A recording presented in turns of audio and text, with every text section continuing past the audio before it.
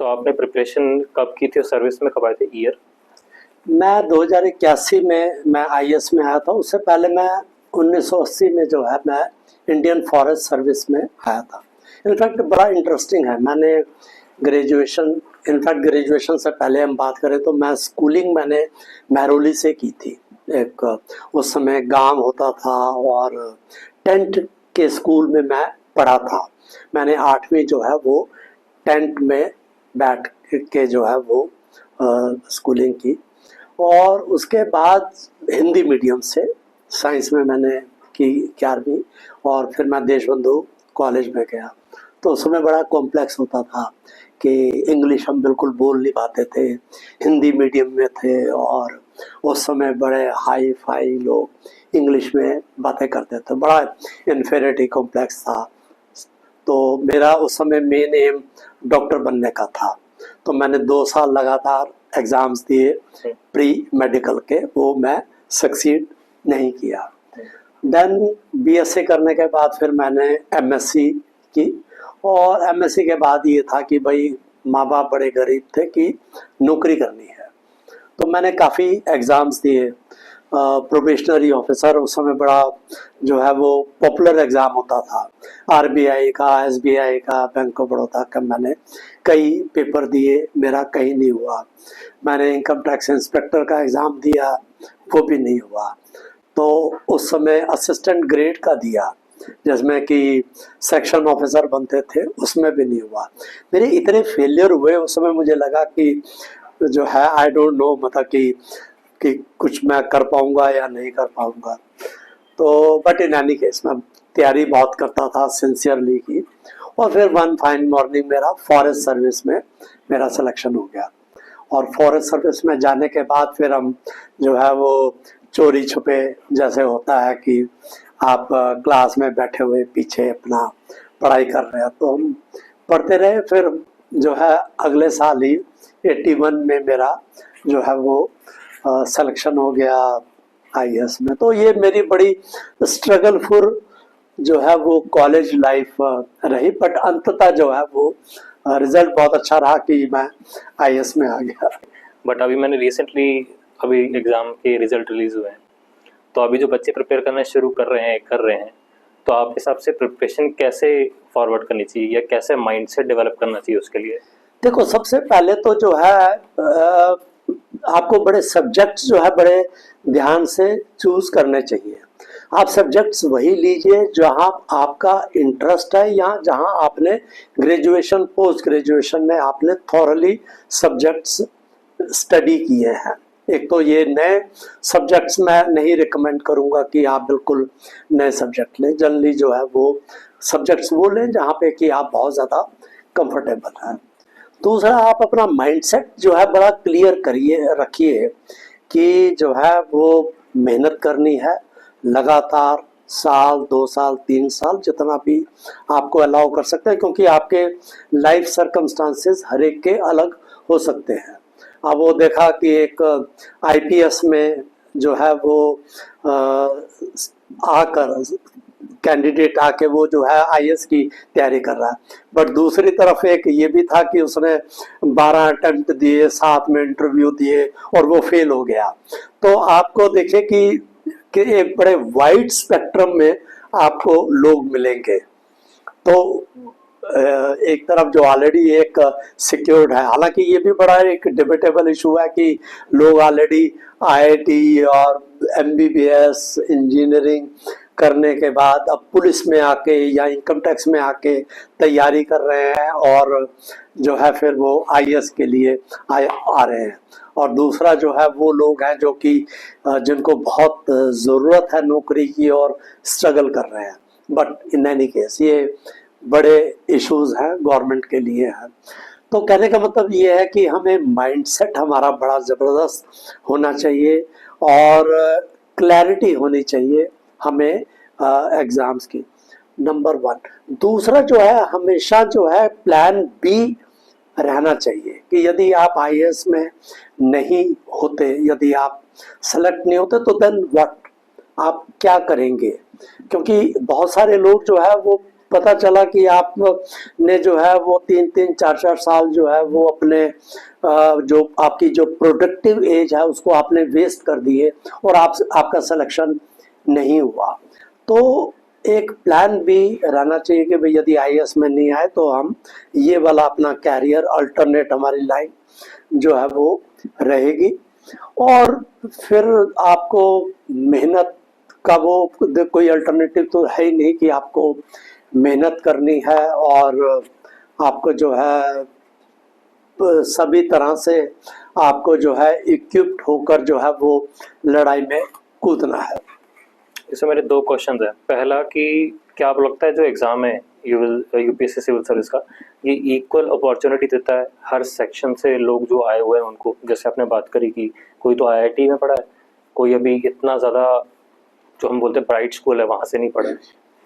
Exactly यदि देखा जाए तो लेवल प्लेइंग फील्ड नहीं है कि एक तरफ आईआईटी के बच्चे हैं जो कि चाहें तो उनको कई लाख का पैकेज उनको मिल सकता है, बट वो अब आईएएस के लिए तैयारी कर रहे हैं। और दूसरी तरफ वो लोग हैं जो बहुत मेहनती बच्चे हैं, इंटेलिजेंट बच्चे हैं, परंतु वो गरीब उसमें है, उनको जो है वो बहुत अच्छी अपॉर्चुनिटीज़ जो है वो नहीं मिल रही प्रिपरेशन करने की, उनको वो फैसिलिटीज़ नहीं मिल रही, वो लाइब्रेरी वो माहौल जो है वो नहीं मिल रहा। तो देखा जाए तो यस, अब मतलब लेवल प्लेइंग फील्ड जो है वो नहीं है। मतलब कुछ लोग जो है वो they are more privilege than the others, but ये स्ट्रगल जो है वो शुरू से रहा और ये अभी भी चल रहा है, क्योंकि ये बड़ा डिफ़िकल्ट है। यदि आप सेंट्रल गवर्नमेंट या यूपीएससी के पॉइंट ऑफ व्यू से देखें तो वो भी क्या करें, उनको भी जो है वो एक ओपन जो है वो एग्ज़ाम करना है। वो ये नहीं कह सकते कि भाई आप अपीयर ना हुए, उनका मतलब दे हैव ए राइट। एक यदि एमबीबीएस और एमडी यदि एक डॉक्टर है उसको नहीं डिनाई किया जा सकता, या एक आईपीएस ऑफिसर ट्रेनिंग ले रहा है उसको ये डिनाई नहीं किया जा सकता कि तुम आईएएस के लिए ना तैयारी करो। तो I think it's a dilemma, it's a paradoxical situation, but we have to live with it. It's a difficult choice. Do you think कि UPSC exam is worth preparing? Yes definitely, क्योंकि देखिए मेरा ये मानना है कि चलिए ठीक है आप आईएएस में नहीं आए, बट इस बीच में आप तैयारी कर रहे हैं, वो तैयारी आप दूसरे एग्ज़ाम्स में आपको जो है वो इक्विप करेगा आपको compete करने के लिए, दूसरे फील्ड में आप जा सकते हैं। तो मुझे लगता है कि जो भी आप प्रिपरेशन कर रहे हैं वो आपको आईएएस में नहीं तो कहीं और तो आपको काम आएगी आएगी। ऐसा नहीं है कि आप अपना टाइम जो है वेस्ट कर रहे हैं, साल 2 साल 3 साल आप यदि आईएएस की तैयारी कर रहे हैं और आप यदि क्लियर नहीं कर पाते एग्ज़ाम, आई डोंट थिंक कि आपकी जो मेहनत है वो आपकी वेस्ट जाएगी, कहीं ना कहीं आपकी डेफिनेटली काम आती है स्टडीज़।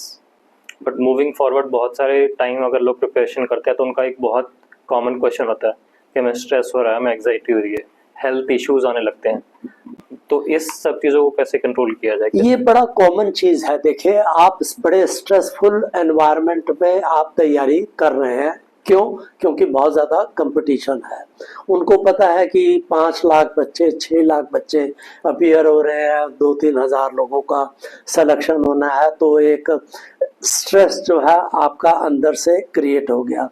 दूसरा आप मतलब यू आर नॉट देखा जाए तो पूरी तरीके से आप इक्विप्ड नहीं है, मतलब कि आपको चैलेंजेस कैसे फेस करने हैं। तीसरा आपकी एक्सपेक्टेशंस अपने आप से बड़ी हाई हैं और आपके पेरेंट्स की हैं। अब जो है वो कोटा में लोग बच्चे जो है जाके तैयारी कर रहे हैं, क्यों? क्योंकि उनके माँ बाप ने भेजा है कि हमारा बच्चा जो है वो बड़ा होके जो है वो सिविल सर्विसेज क्लियर करेगा। तो ओवर एक्सपेक्टेशन अपनी आप से, पेरेंट्स की, hyper competitive environment, stressful conditions, ये सारी चीज़ें जो है वो बहुत ज़्यादा जो है हमको वनरेबल बना देती हैं, स्ट्रेस प्रोन बना देती हैं। और हमें किसी ने, बच्चों को ना माँ बाप सिखाते हैं ना कॉलेज वाले सिखाते हैं कि कैसे स्ट्रेसफुल एनवायरनमेंट में उनको मेहनत करनी है, तैयारी करनी है, जिंदगी से लड़ना है, कोई नहीं सिखाता। माँ बाप देखा जाए तो इतना ओवर प्रोटेक्ट करते हैं बच्चे को। बाहर हमने देखा कि बाहर की कंट्रीज में तब भी वो बच्चों को जो है वो प्रिपेयर करते हैं, उनको आप छोड़ दें कि भाई वो जो, पर बट इंडिया के अंदर जो है I think over protection, over expectation, ये सारी चीज़ें जो है वो क्यूमुलेटिवली देखा जाए तो वो एक बहुत ही अनहेल्दी कंपटीशन जो है वो बच्चों के लिए हो जाता है।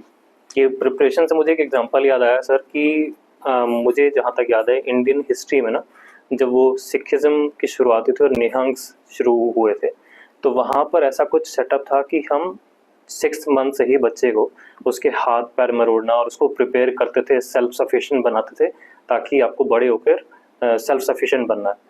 तो ये जैसे आपने बोला कि हम इंडिया में बहुत ओवर प्रोटेक्टेड रखते हैं, तो अभी शायद ये ड्यू कोर्स ऑफ टाइम आ गया। बट आपके हिसाब से अगर कोई बच्चा स्ट्रेस में प्रिपरेशन कर रहा है, क्योंकि आप वीडियोस बनाते हैं, हमने आपका चैनल देखा है तो आप स्ट्रेसफुल अगर है तो कैसे करें? आई थिंक 2 चीजें बड़ी इंपॉर्टेंट हैं।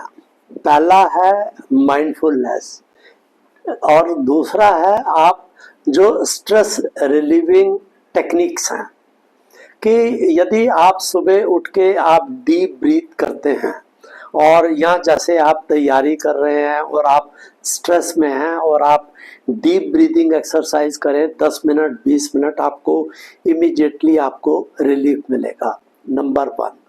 दूसरा माइंडफुलनेस, मेडिटेशन यदि आप करें तो मेडिटेशन में आप ज़्यादा माइंडफुल होंगे, सेल्फ अवेयर होंगे, आप ज़्यादा इमोशनली स्टेबल होंगे। एकदम ये नहीं है कि जो है घबरा गए कि भाई एग्जाम आ गए, ये हो गए। You are more mindful to that circumstances. तो ये 2 चीज़ें जो है दीज आर एक्सट्रीमली इम्पॉर्टेंट, कि सेल्फ अवेयरनेस एंड माइंडफुलनेस।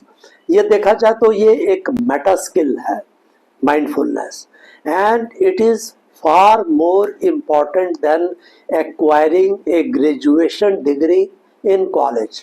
देखा जाए तो ये उतनी ही बराबर मतलब जो है वो इम्पॉर्टेंट है, परंतु हम जो है ना कॉलेज में ना यूनिवर्सिटीज़ में, स्कूल्स में बच्चों को जो है वो माइंडफुलनेस के बारे में, मैं जाता हूँ सेशंस लेता हूँ कॉलेजेस के अंदर और इवन कंपनीज में यंग एग्जीक्यूटिव से बात करता हूँ। मैं पूछता हूँ कि आप में से कितने लोग हैं जो जानते हैं माइंडफुलनेस क्या है? नहीं पता लोगों को। तो ये जो है, जबकि बाहर देखा जाए तो खासकर अमेरिका के अंदर जो है माइंडफुलनेस जो है एक बहुत जो है इम्पॉर्टेंट सब्जेक्ट बनता जा रहा है। वो आप हॉस्पिटल्स जाएं, आप नर्सिंग होम्स में जाएं, आप यूनिवर्सिटीज़ में जाएं, आप जो है वहाँ पर माइंडफुलनेस की बात करते हैं। तो हमें जो है, मेरा कहने का मतलब ये है कि हमें लोग, बच्चों को, स्टूडेंट्स को मेंटली फिट, टफ बनाना चाहिए through mindfulness. It is a Meta skill which they should learn, और इस पर हमको एफर्ट भी करनी चाहिए बच्चों को। और जैसे आप मेडिटेशन करते हैं, माइंडफुल होते हैं, आप ज़्यादा अपने इमोशंस को कंट्रोल कर पाते हैं, आपकी शार्पनेस, क्लैरिटी आपकी बढ़ेगी, आप ज़्यादा देर तक फोकस हो सकते हो, आपका डिस्ट्रैक्शन जो है वो कम होगा। और यही चीज़ें जो है वो हमारे एग्ज़ाम्स में ज़रूरी है कि हम डिस्ट्रैक्शन हमारा मिनिमाइज हो, ज़्यादा से ज़्यादा हम फोकस्ड हों और हम स्टडीज़ के ऊपर कंसंट्रेट कर पाएँ।